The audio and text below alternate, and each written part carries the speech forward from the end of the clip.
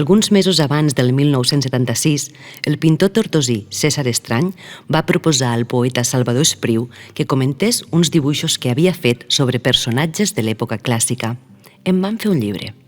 I allò no va quedar en una anècdota, perquè en l'obra d'Estrany, la literatura i la pintura han confluït més d'una vegada. Ha il·lustrat poetes catalans, mallorquins i valencians i ha posat imatges als textos de l'escriptor rapitenc Sebastià Joan Arbó.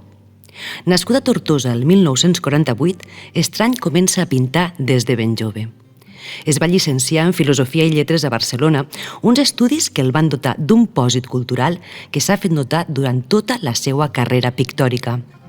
S'ha fet notar en el costumbrisme dels camps d'arròs del Delta i l'Albufera, però també les pintures de les ciutats àrabs i les col·leccions de retrats.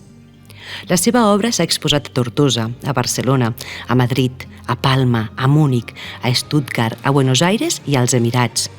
I fa uns mesos, en el marc de la capital de la cultura catalana, hem pogut veure de ben prop alguns dels seus quadres sobre Tortosa.